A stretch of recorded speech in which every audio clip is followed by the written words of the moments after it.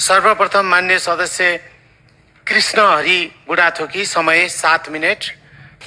सम्माननीय सभामुख महोदय, माननीय अर्थमन्त्रीज्यूले यस सम्मानित सदनमा प्रस्तुत गर्नुभएको आर्थिक वर्ष 2083-84 को अनुमानित आय व्ययको विवरण बजेट मुख्यतः 3वटा सैद्धान्तिक धरातलमा टेकेको देख्छु। केन्सियन आर्थिक पुनरुत्थान, कल्याणकारी राज्यको सामाजिक न्याय र समावेशी विकास, यी 3वटै अवधारणालाई संयोजन गर्दै हामीले परिकल्पना गरेको सामाजिक न्याय सहितको समुन्नत नेपाल निर्माण गर्ने राष्ट्रिय उद्देश्यलाई व्यवहारमा उतार्ने प्रयास यस वर्षको बजेटले गरेको देखिन्छ। विशेष गरी बजेटमा सार्वजनिक खर्च विस्तार, रोजगारी सिर्जना, आय कर छुट सीमा वृद्धि, सामाजिक सुरक्षा कार्यक्रम विस्तार, स्वास्थ्य शिक्षामा लगानी वृद्धि तथा पूर्वाधार विकासमा ठूला विनियोजन जस्ता उपायहरूले समग्र माग, एग्रिगेट डिमान्ड बढाउने केन्सियन आर्थिक सिद्धान्तलाई यस स्पष्ट रूपमा प्रतिबिम्बित गरेको छ। त्यस्तै कमजोर तथा विपन्न वर्गको संरक्षण, दलित बालबालिकाको पोषण भत्ता वृद्धि, स्वास्थ्य बिमाको दायरा विस्तार, कृषि तथा श्रमिक बिमा कार्यक्रम र लैङ्गिक समानता प्रवर्धन गर्ने बजेट विनियोजनले लोक कल्याणकारी राज्यको मूल मर्म सामाजिक न्याय, समान अवसर र राज्यद्वारा संरक्षण गर्नुपर्नेलाई व्यावहारिक रूपमा कार्यान्वयन गर्ने प्रयास गरेको देखिन्छ। सभामुख महोदय, बजेटले कृषि, शिक्षा, स्वास्थ्य, डिजिटल अर्थतन्त्र, युवा उद्यमशीलता, स्टार्टअप तथा ग्रामीण पूर्वाधार जस्ता क्षेत्रहरूमा प्राथमिकता दिइनु र रोजगारी सृजनाका लागि ब्याज अनुदान, कर छुट तथा लक्षित कार्यक्रमहरूको व्यवस्था गरिनुले समावेशी विकासको अवधारणालाई मजबुत बनाएको छ। यसले आर्थिक वृद्धिको लाभ सीमित समूहमा मात्र केन्द्रित नभई सबै वर्ग, क्षेत्र र समुदाय स्तरमा पुर्याउने लक्ष्य राखेको देखिन्छ। सभामुख महोदय, बजेट वक्तव्य प्रस्तुत भइसकेपछि म रामेछाप जिल्लामा नागरिकसँग प्रत्यक्ष भेटघाट, गुनासो र सुझाव सङ्कलन गर्न गएको थिएँ। त्यहाँ धेरैले यस वर्षको बजेटमा रामेछाप जिल्लाको नाम नआएको कुरा मलाई राख्नुभयो।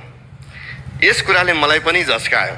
रामेछापको विकास र समग्र समृद्धिको लागि मैले सम्बन्धित मन्त्रालयहरूसहित प्रधानमन्त्रीको कार्यालयमा केही रूपान्तरणकारी गेम चेन्जर आयोजनाहरू प्रस्तुत गरेको थिएँ।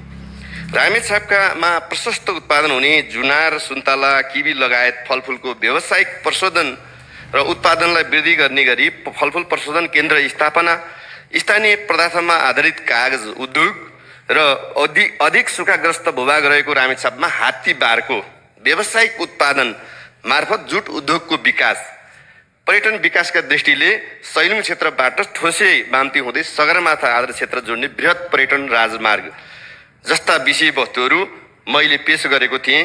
यी आयोजनाहरूले ग्रामीण रोजगारी सृजना गरी युवा पलायन रोक्न महत्त्वपूर्ण योगदान पुर्याउन सक्छ भनेर प्रस्ताव पेश गरेको थिएँ।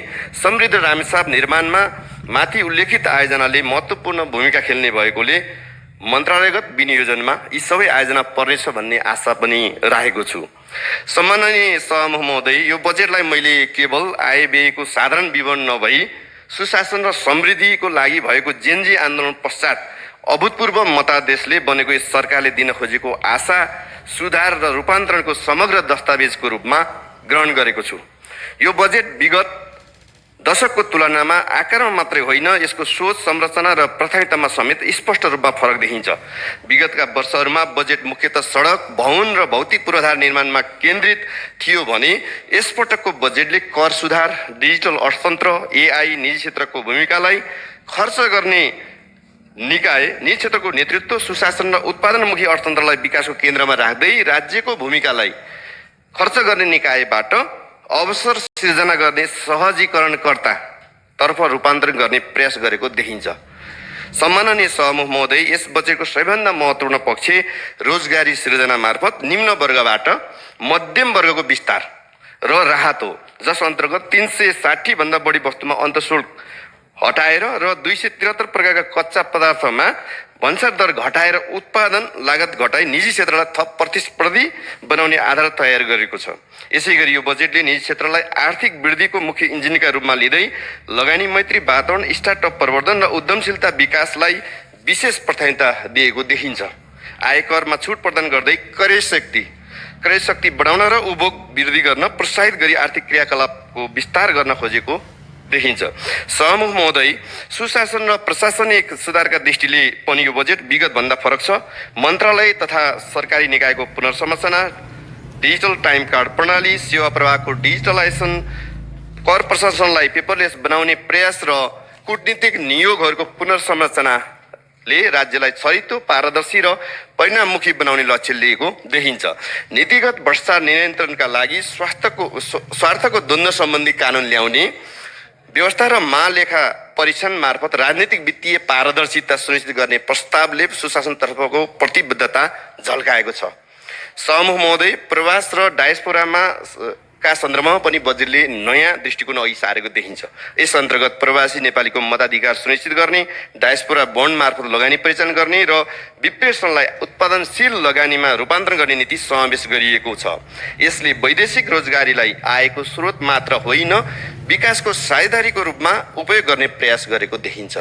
सम्माननीय सहमुख महोदय, समग्रमा हेर्दा यो बजेट रूपान्तरणमुखी, प्रविधि मैत्री, निजी क्षेत्र केन्द्रित र सामाजिक न्यायमुखी देखिन्छ। यसले निम्न वर्गलाई रोजगारी, मध्यम वर्गलाई राहत, निजी क्षेत्रलाई प्रोत्साहन, किसान र श्रमिकलाई सुरक्षा, युवालाई उद्यमशीलता सँगसँगै राज्यलाई सुशासन र डिजिटल युगतर्फ उन्मुख गराउने प्रयास गरेको छ। राम्रो नीति, प्रभावकारी कार्यान्वयन क्षमतामा निर्भर रहने भएकोले सरकार, सदन, निजी क्षेत्र, नागरिक समाज सबैले अपनत्व ग्रहण गर्दै सफल र प्रभावकारी कार्यान्वयन गर्न एकजुट बन्न विशेष अपिल गर्दछु। सुशासन र समृद्धिको लागि हामी बीच सद्विचार, सत्कर्म, सहकार्य अभिवृद्धि होस् भन्ने हार्दिक शुभकामना व्यक्त गर्छु। धन्यवाद।